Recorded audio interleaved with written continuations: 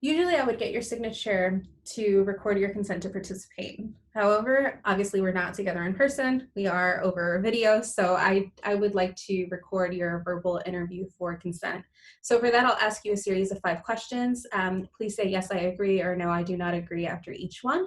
The 3 questions that we need to make sure that you agree to before we go on, which are the exact same as the ones that you and Maggie already went over, are one, do you give Voces consent to archive your interview and your materials at the Benson Library?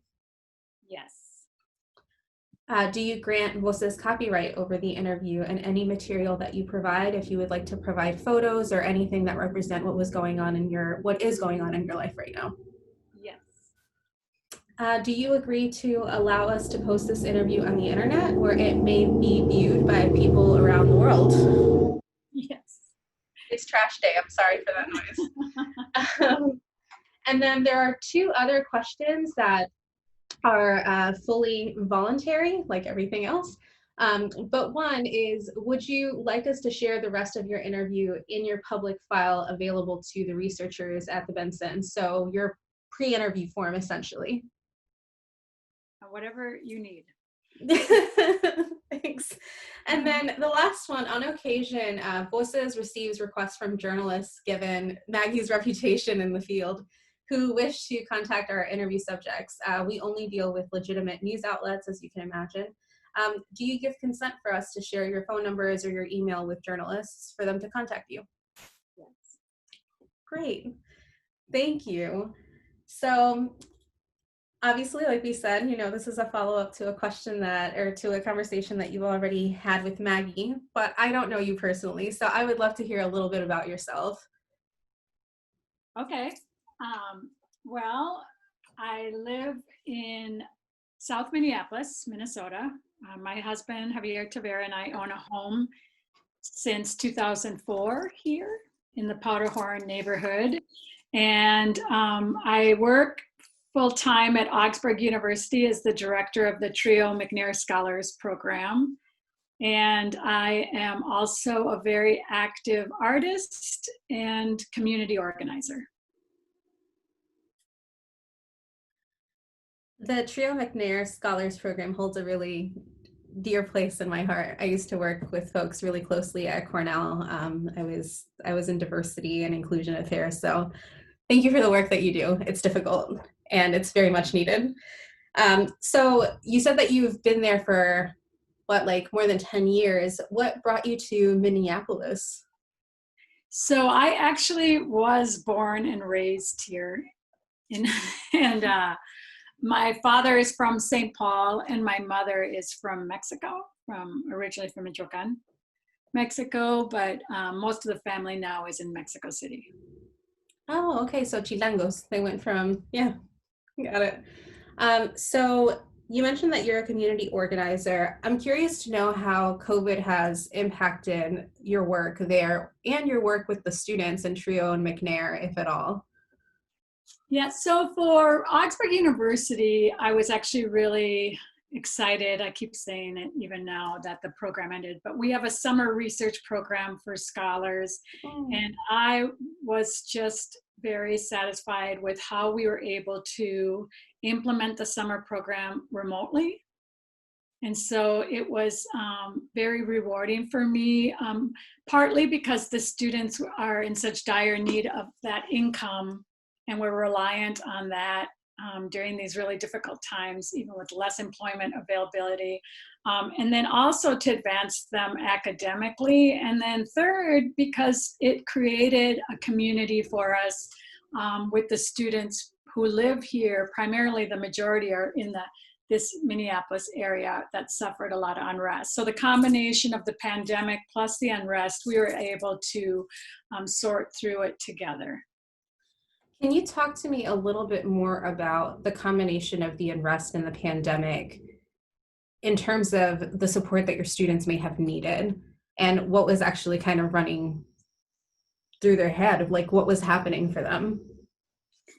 Yeah, I think the pandemic was sufficient to make everyone feel derailed. I mean, I think talking to people in meetings nationally, and they were discussing all the obstacles to their employment or to their goals that they had set for the summer and what they had hoped to accomplish, and how we were sorting through um, what was realistic that we could do. And then it just was magnified with the unrest in Minneapolis. So I think once there was the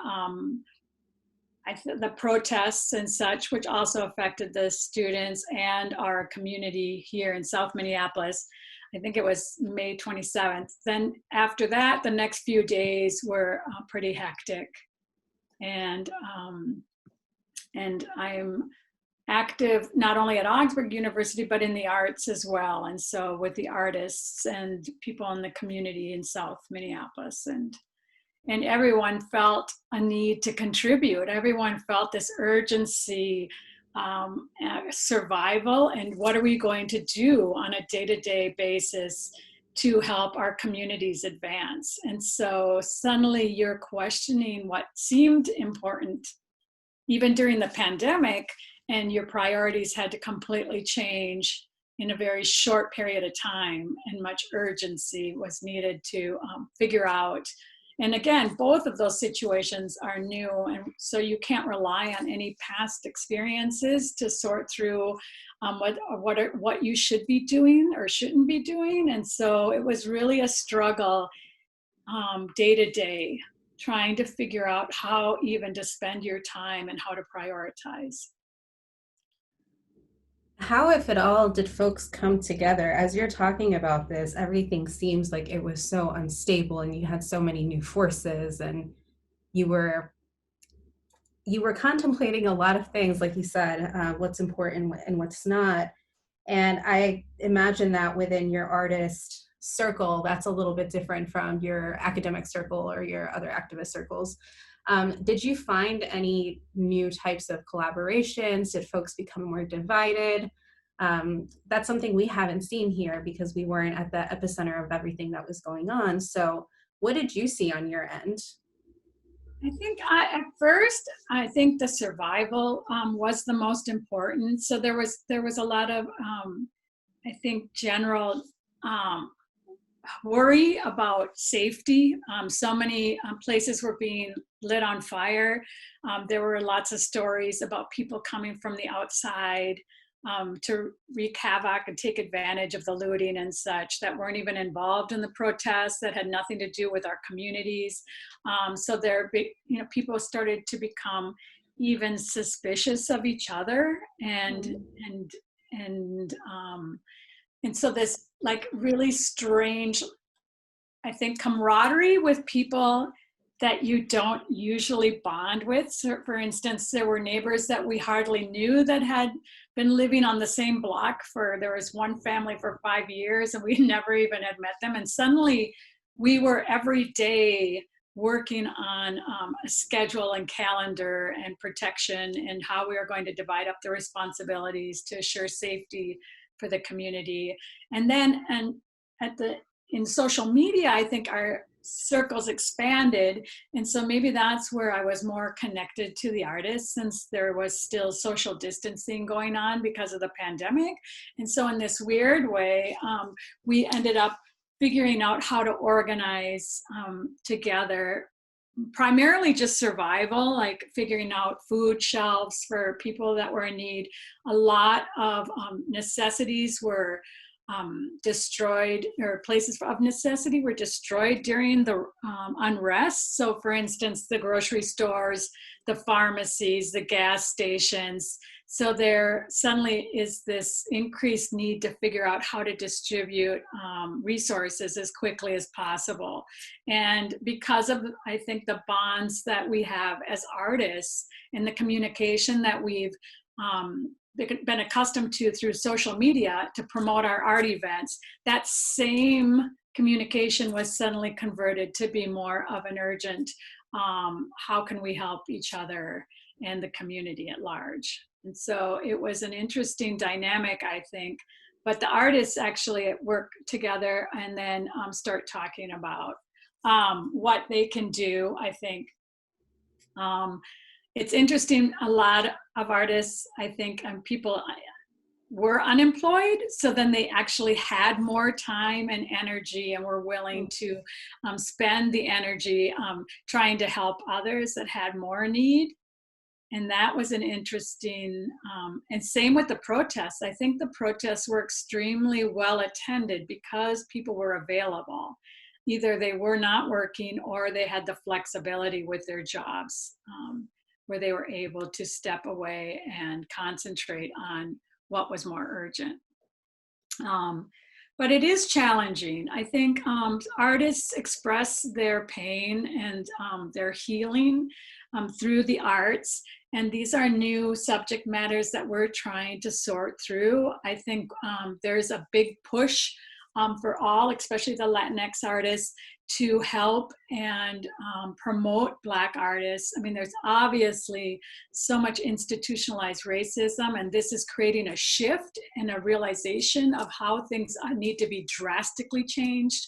And so I think the majority of the Latinx artists want to figure out ways to help the Black Lives Matter movement, because there's an interest in how we're seeing them able to suddenly stretch themselves, and changes are starting to surface.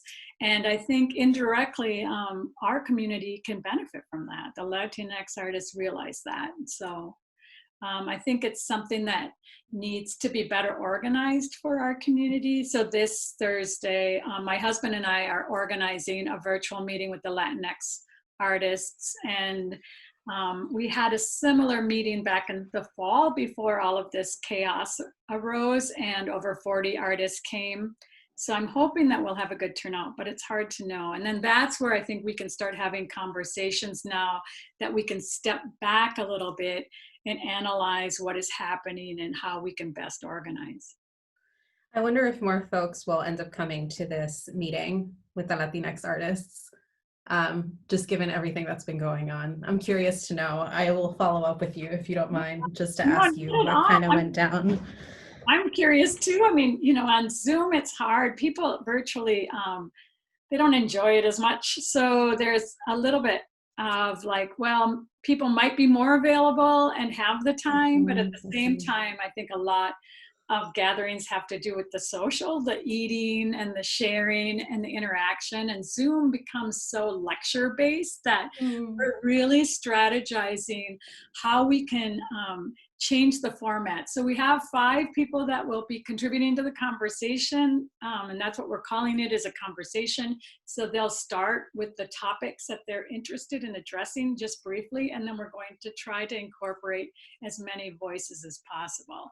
And the intention is to make it more interactive and experimental and see what surfaces it for this first meeting that's virtual, and then try to identify maybe some things that might need some more time in the future. Sure. Maybe breakout groups are a wonderful thing to get those small groups going. You mentioned that folks may have been more available to do things just because they weren't working or they had a flexible schedule. The not working and the flexible schedules, were those related to COVID at all, or were those completely like separate matters that were already going on within the social infrastructure of the city? I think it's a combination. I mean, I think that the COVID-19 caused a lot of people to lose their jobs. I think that there's a lot of unemployment. I mean, for the artists, for instance, I mean, if they're visual artists and they're being hired to do events or contracted to do projects, and suddenly everything's put on hold because of financial reasons and because of COVID-19. And then on top of that, with the unrest, it became so unstable that it was an increase in everything becoming vulnerable to more increased, I think, unemployment. The whole Lake Street here, I think there were over 300 buildings that were partially or completely destroyed. And then on top of that, so they say you have the lack of employment on top of these businesses already were struggling due to the pandemic. So a lot of them are restaurants or businesses that had to close and we're hoping to reopen during the summer if the COVID-19 were to decline. But instead, with the unrest, now there's issues with trying to figure out how to be able to repair the damage that was done. And that's a huge financial investment. So that's challenging. I mean, the federal government has actually denied providing Minnesota any disaster funding.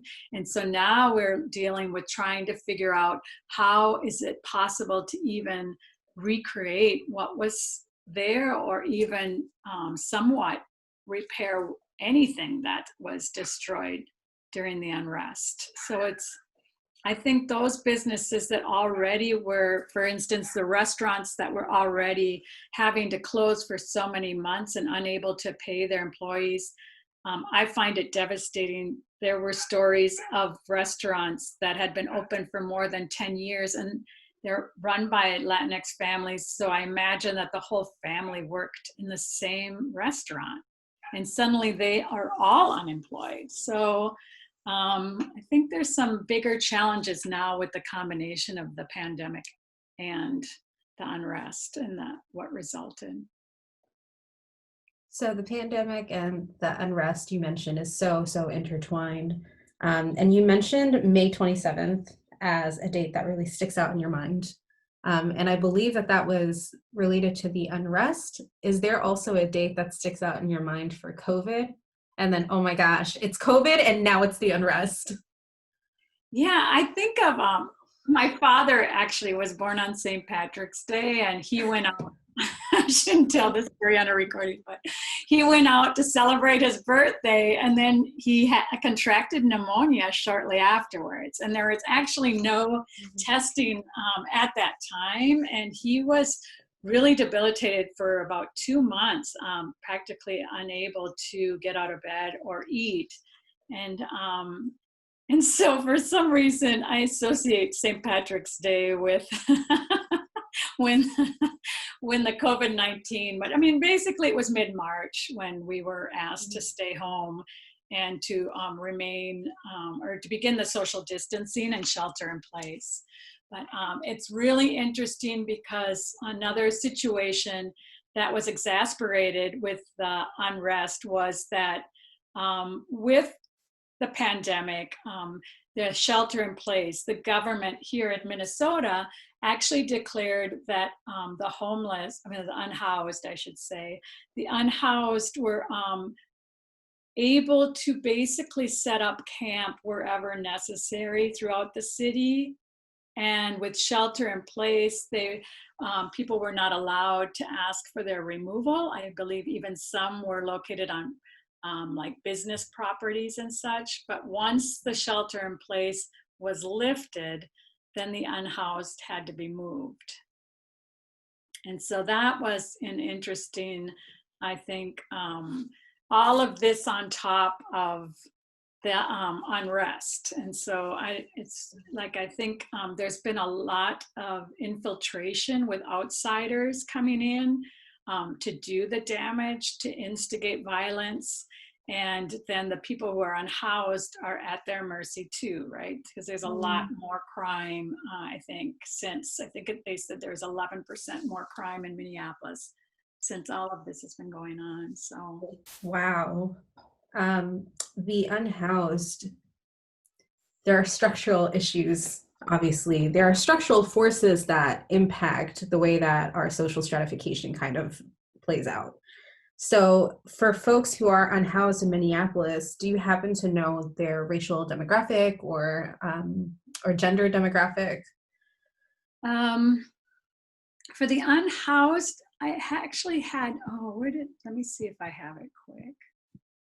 I had a faculty, it was really spectacular because I had a presentation provided by a faculty on data visualization, and he used the current situation to intrigue the students on the topic of data visualization. So he actually did provide, I could actually send it to you, but it was showing the difference from 2000 to 2016 in the median rent in the Twin Cities, and how by race, it was, well, race and ethnicity, I should say, because it has Latinos.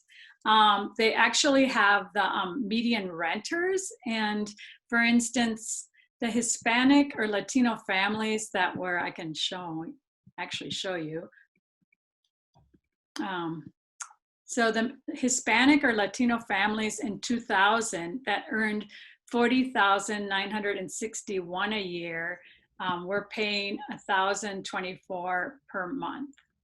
And it shows here, like, this is the affordable households that they can afford more than 50% of the units. And that's that whole blue area, which is almost all of the Twin Cities. I would say that looks to me like to be about maybe 80% of, just, looking at it. And then down below in 2016, the Latinx families are earning $33,661 per year. So they're actually earning, close to what, $7,000 less per year.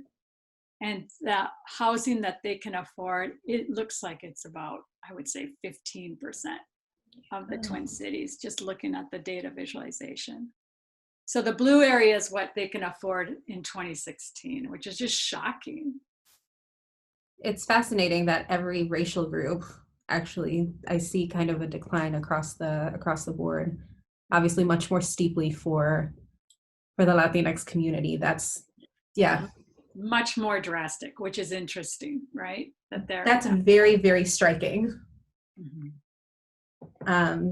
Just goes to speak to displacement in various areas.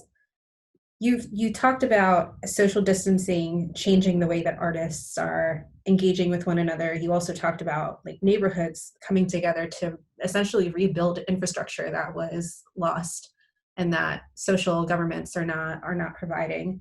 Have you seen social distancing impacting the way that like your family is running? You talked about your dad and having pneumonia, and I don't know if you thought that he had COVID or if that wasn't the case, but I'm just curious to know how it's affected you. You're doing a lot for the community, so. Yeah, it was, we're avid travelers. We enjoy traveling a lot, so we're pretty stagnant right now. My husband actually has been photographing along the border, Mexico and the US. So he was flying back from California in March. My mother was in Mexico City with family, and my sister and her daughter came back earlier. And my mom, I tried to tell her, like, I think it might be a good idea for you to come back. She said, well, I'll be back in a week, so it's fine. And within that little bit of time frame in March, there was this anxiety about borders closing between countries. And she's a US citizen now, so she wouldn't have had a problem getting back in, but just the whole idea of going through the airport was really unnerving. And then meanwhile, my father had become sick.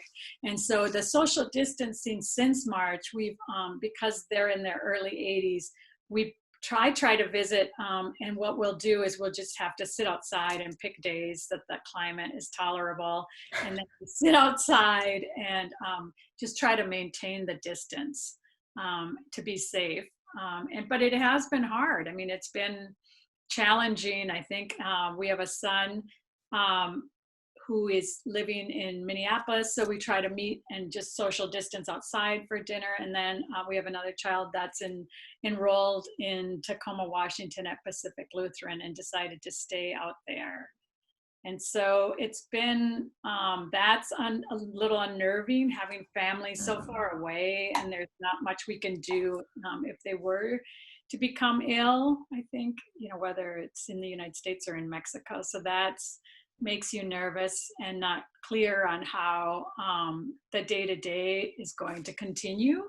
There's no realistic expectations, I think, of when this will all end or when it will change. And so my husband and I both work in the university settings, and so that has been a constant conversation, if classes will be in person or if we'll continue to be online or hybrid. So I think that's interesting dynamic, that it's just so unknown, and there's really nothing we can go by. I mean, there's no experience that we've had that's similar that any of us have ever experienced that we can use as a guide to make these difficult decisions.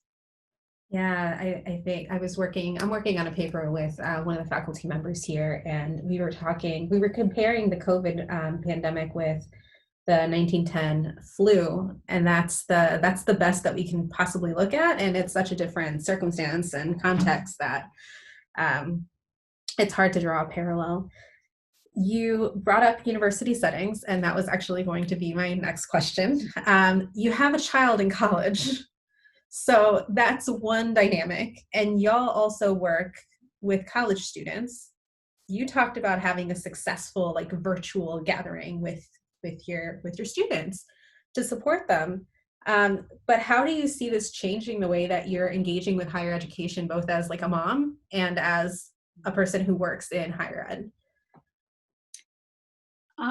Yeah, it's challenging. As a mom, I have to really let go because I have so little control over what might happen, and just continually talk about um, having safe lifestyle. Like for instance, Paloma is working, doing the grounds crew at the university as her student employment. So that makes me feel comforted that the job doesn't require social interaction, that they're outside on a day-to-day basis, and a much safer environment. My husband's talking about teaching in person, which is only two of the faculty in the photography department. He's going to work at two institutions, and so that's a little unnerving, just trying to figure out that how do you teach, and maybe use more than one classroom to spread the students out. And then there's limitations, they can't use the photography lab and such. And so we might be able to just do everything virtually with McNair scholars. We might have to, because it's safer, and then just simply try to have the workshops online. I've been trying to be creative as possible in making it more entertaining. Like I had them play charades as an icebreaker. You couldn't have your audio on, obviously, and that's when you intentionally leave your audio off, right? And like trying to figure out ways to have them interact that's enjoyable, and then just icebreakers, like showing what they're eating for lunch, if we're eating together, and talking about where it comes from or why they're eating that, or so trying to make it as pleasant as possible. But it is hard. I feel like the students are much less interactive, and it's so hard as someone who's teaching to figure out you don't have as many body language cues. It's hard to read if they're, if you're lecturing, if it's too long, if they've lost interest, if they need a break. And so you really have to be trying to just strategize and schedule the programming so that it's like an hour, and then a half an hour of questions after the lecture, and then an hour that they can work on their own, and then we'll come back together, and etc. So that's what we've been trying to do. It sounds like stylistically you've changed the way that you're delivering material. I'm curious to know whether or not the actual curriculum has changed for you. Well, the students did research. So obviously those most affected were the ones that were relying on laboratories, such as chemistry, biology, and even some of the social behavioral sciences. They usually use laboratories to do participant studies and such. So the program that we have at Augsburg University actually is designed that in the spring, they write a research proposal. And so with the faculty, but then of course with the pandemic hitting in March, they were just finishing up the course. So it was a real panic moment where they had to completely revamp and restructure what they were going to do for their research projects for the summer, which was really challenging. But they're applying to graduate school eventually, and so I just kept telling them that they would have a lot to write about in their statement of purpose, like how they sorted through these drastic changes, how they were able to adapt to a different research project. A lot of them did more such like curriculum design for the faculty, which is interesting, like university level curriculum design. There were quite a few projects that shifted to that, like decolonizing textbooks or different topics. So I think for the most part, they were able to still find ways, whether it was through data management or something virtually, that, to work with, but it had a lot to do with the faculty's ability to shift the project and to be able to oversee that project to be successful. So I think I just really appreciated everybody's enthusiasm to make it work, because I think otherwise we could have lost our focus very quickly, and it would have been really sad for the students. But they really did do some incredible presentations, and I think that they did a good job. McNair scholars always go above and beyond. Yeah, that's what I tell. They are great students, and trio students as well. So I'm familiar with one demographic composition from McNair and Trio. Well, actually a couple, because I've worked with folks across different universities. For your institution, how many of your students are Latinx versus other racial ethnic makeups? So for the federal guidelines, 2/3 have to be both low-income first generation. And so when I started in 2008, there were a lot more white students that actually qualified, and I was surprised. But the rural areas in Minnesota are similar to the rural areas across the United States that have a lot of low-income white populations. But Augsburg's demographics have been changing so quickly the last few years that even though it's a Lutheran private school, it actually has shifted now and is probably close to 50% students of color. So there's definitely a much larger cohort of students of different ethnicities. We are seeing more females than males showing interest in participating, but I think that's pretty common at all levels at the university, whether it's enrollment or volunteering or just participation in general. It tends to be more female heavy, but for the most part, it's a combination. There's a lot of Somali students that are in the West Bank, which is in the geographic area of the university, and there's a lot of Hmong students that are Asian that are also throughout the Minneapolis-St. Paul area, and then the Latinx community as well. So it's pretty divided. Divided in terms of like communities not interacting with one another, or divided in terms of like there's a lot of, I'm sorry?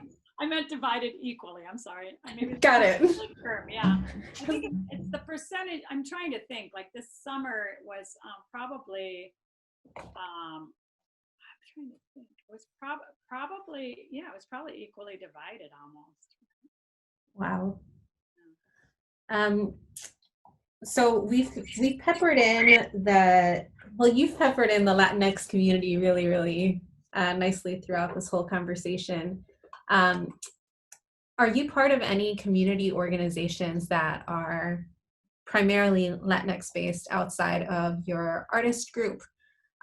Or have you seen, I'm not familiar with Minneapolis at all.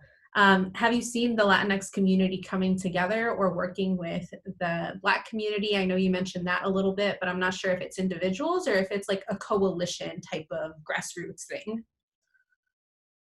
Well, so, you know, it's interesting because recently I had an interview for an artist fellowship, and 2 of the 3 curators were from Los Angeles, and so they were actually asking me about who's your audience in Minnesota. So that was and it was funny because I started thinking like I didn't even really know. So I looked up how many Latinx there are in Minnesota, but in Minnesota they say that, well, they say Hispanic population because it's government, but it's climbed from 54,000 in 1990 to 271,000 in 2013. And so that's not, I mean, that was 7 years ago. So now they're saying that 1 in 20 Minnesota residents identifies as Hispanic. So that's a huge, fascinating. It's That's a huge, huge leap. And then based on the graph that you showed me or the map that you showed me, it seems like folks are really concentrated into like particular pockets and areas. So that's also interesting. well, they're having to move out of the Twin Cities area because it's Sure. affordable, which is really scary. I think the population is much younger too. I mean, the median age is 24 compared to 38 of Minnesotans, the age overall. And so it's a young population, and then the graduation rates have been going up, but unfortunately they are much lower than the other racial group or ethnicity groups. Um, there are concerns, I think, and also the median household of the Hispanic household is 18,000 less than the overall state household. And so for me, well, how I read that is that a lot of them are in essential jobs, a lot of positions. A lot of them are struggling. I think 1 in every 4 Hispanic residents lives in poverty. And so that's more than double the poverty rates for Minnesota. So just to give you an idea of who the population is here. For the arts, I think there's a lot of funding and support, philanthropic. I mean, there probably less commercial sales of the arts. So then a lot of work that's done in the arts can be up to the artist to do it for whatever purpose or interest that they might have, and not focused on sales and commercial and reliant on commercial work. And so I think that creates a dynamic of really interesting artists that can do more social political work as well. I mean, just and a lot of art events. So there's a very active arts community overall. And as for the Latinx artist groups, there isn't as much of an established. There's been some organizations that have existed for a few years, and then they tend to I think the artists just burn out because they're trying to juggle so many things at the same time. But at the same time, like, I don't think that's necessarily been a bad thing, because it means that the Latinx arts organizations have popped up in different parts of the city, and they've had a different focus, and they've created a different mission. And so they have a different intensity or focus on whatever they might be interested in, which I think can actually be more dynamic than to have an established institution that might have a mission that doesn't change much, or whoever's in charge doesn't change much. And so there's always pros and cons, of course, tied to that, but it's definitely something that just the way the things have been here in Minnesota. I think that because of that, I think there's also a lot of mixing of race. I think when people looked at the protests overall, a lot of people that are from out of state, especially my Black friends, were like, what is going on? All those people that are white in the protests, or, like, they were actually surprised to see how the mix of different backgrounds of people that were involved in the protests and in the unrest. And that it actually probably made it even easier for infiltrators to come in, because anybody could blend in. Anybody that comes from outside could technically blend in, because it was really mixed race. And so I think that the response is similar. I think that the artists are responding. Powderhorn, where George Floyd was killed, we live in Powderhorn, which is just a few blocks, probably 8 blocks from there, from the ground zero. And that the community here is diverse. I mean, the actual area is a combination of white, Black, and Latinx. And then there's a division. I shouldn't say division, but there's the distinction between Black and East African too, right? Like, there's a huge Somali population, but there's a huge Black population. So I think together, it's a really immigrant area. And that's probably what's the most painful for me, because since we moved in here in 2004, Lake Street had completely changed. And in that time, there were over 250 Latinx businesses on this Lake Street that runs. It's a pretty long strip. I think it's almost 6 miles.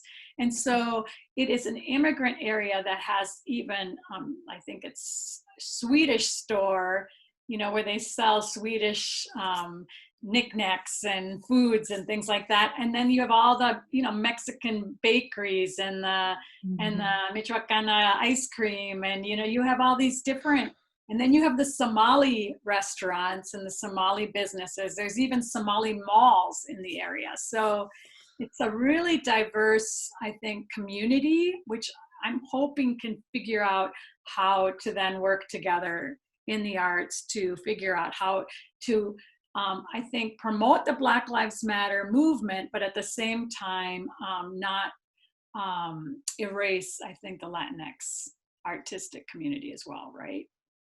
Do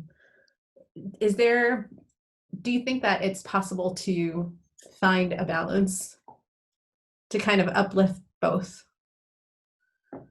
Yeah, I mean, I think there's a lot of issues, and my husband and I have been talking a lot about this lately, probably endlessly since the end of May. But really, like, I mean, there's a lot of problems. Like, for instance, the census, right? Making the Hispanic, as they call us, community choose a race is really problematic to me. Mm-hmm. I mean, I don't think. I think the majority of Latinx people are mestizaje. I mean, I know the majority in Minnesota are Mexicans, and of the Mexicans, you know, they're from Morelos, but they're going to be of a combination of indigenous, right, and European descent. And so to choose a box, you're probably pushed to either pick between white or indigenous, which is really tough. I think especially in Mexico, someone who's indigenous is a lot different than someone in the United States that considers himself indigenous. So then what do they choose? And, you know, even when I looked up data for the Powderhorn neighborhood, it said 76% of the population was white, but I know that's not true, because that they're melding in all the people that are Latinx that cannot figure out what racial category they fit in, so they check white. And so there's those problems that I think are, I mean, that's problematic to us, I think, because if the census is helping to document where there's the greatest need, well, then there's the risk of erasure there to begin with. So just by government standards, by how we're viewed in this country, right, is that there's if you look at race in this area, it's very misinformed, right? It's misinformation. It sounds like if the structural, if things that are more on the structural macro level were addressed, perhaps engaging in these movements in the way that folks are engaging in, it wouldn't be a threat to erasure of a particular group or not. Somewhat, but I think too, when you're making such drastic changes in institutionalized racism, we really don't know how to do it, right? I mean, we have been unable to do it for hundreds and hundreds of years. So if there is an initial drive in actual sincere push forward to make changes, it's not going to be easy. And, you know, we're going to make mistakes. There's going to be mishaps. There's going to be, you know, miscommunication. There's going to be misinterpretation. You know, there's a lot of the culture right now, the protest culture is very reactionary. So even when Latinx artists are viewing and trying to figure out ways to collaborate and to support the BLM movement, I think it's going to be hard. I think it's not something that was prescriptive, that we have the solutions laid out and we know what we're doing. I think it's something that's going to be a little trial and error, even with the best intentions, right? I mean, even with everyone having good intentions, I think it's going to be tough to figure out how this is going to work. And a lot of it, I think, is there's a lot of Good Samaritan white people that want to create programming or financial benefits to artists of color, in particular Black artists, but other artists as well.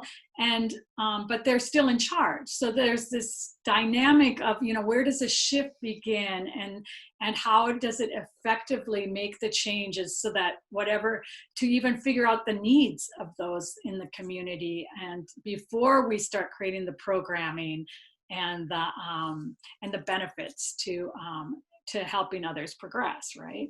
Sure. Like the creating with instead of the creating for. I appreciate your candor. I'm wondering how this is already a complicated issue, but then you put this pandemic on top of it.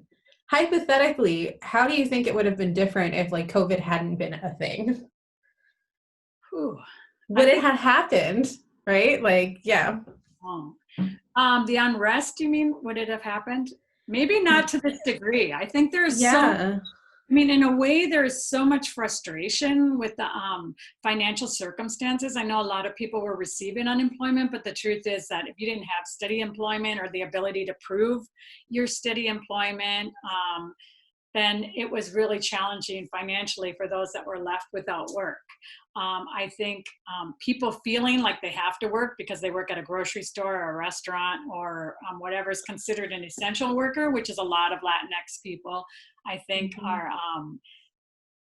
are left sort of in a desperate state where you're almost saying like, oh, well, what the hell? I'm going to risk my life to go to work. I might as well risk my life to go out there, right, and see what's happening in the protests.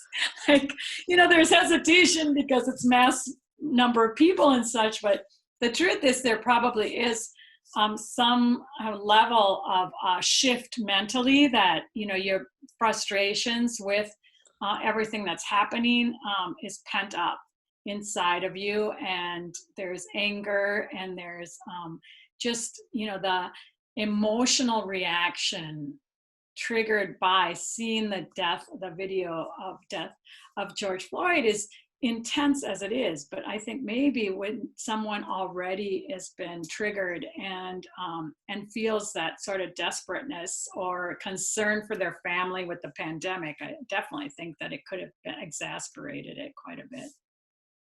I'm wondering for essential workers, I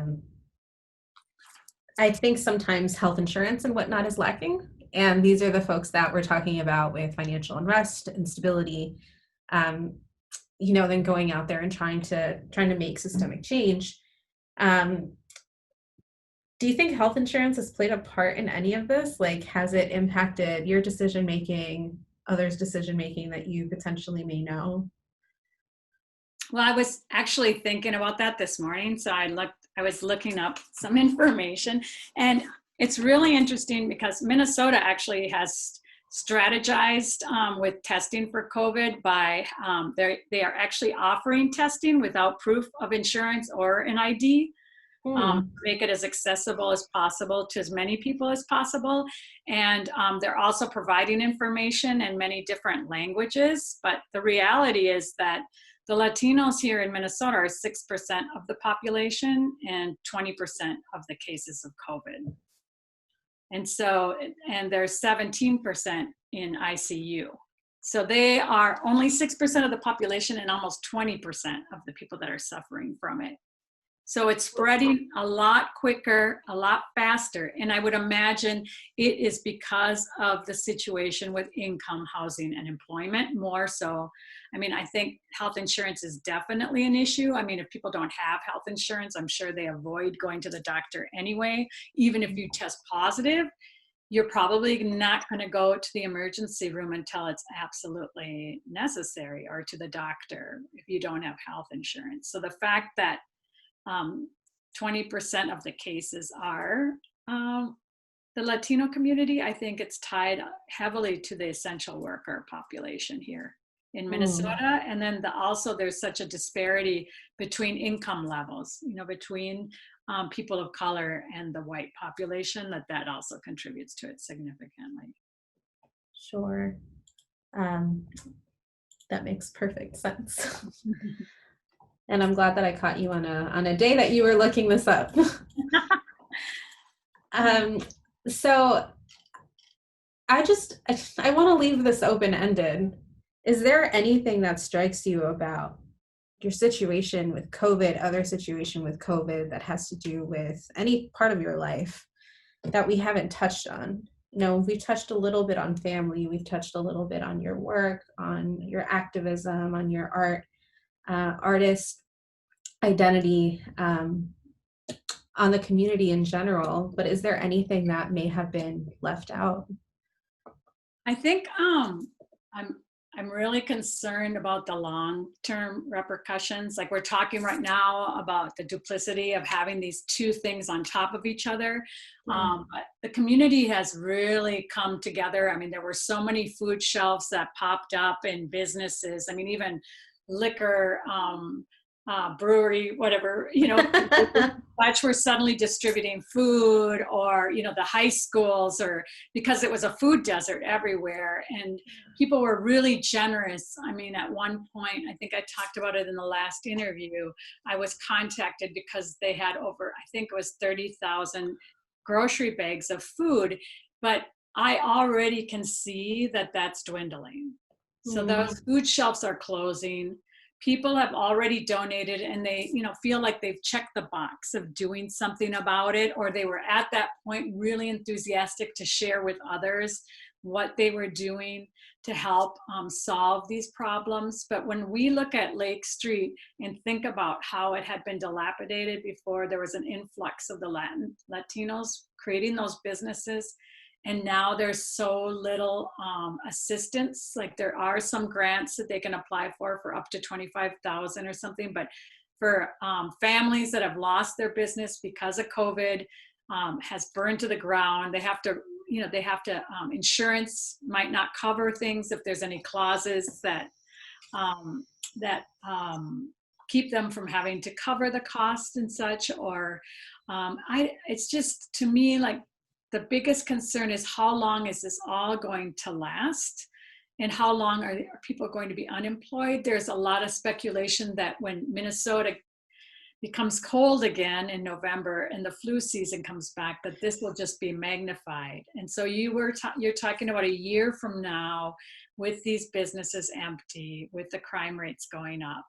And so I do worry about the long term. How are we going to sort through this and really make a difference so that people can get back on their feet and become productive? Because they do. I mean, the numbers of Latinos that are employed, that are working, are high. And so I think it's really important that we figure out how to get them back into their employment as soon as possible, or some form of employment, so that we can start to become grounded again. And then everything's kind of interconnected, right? So if people have employment, you know, then maybe there'll be less chance of them not having insurance and things like that. So I think that's what my biggest concern is how long is this going to last? And I think because of the riots, when you see, you know, there's stretches on Lake Street that every third building's completely gone. It looks like a war zone after that.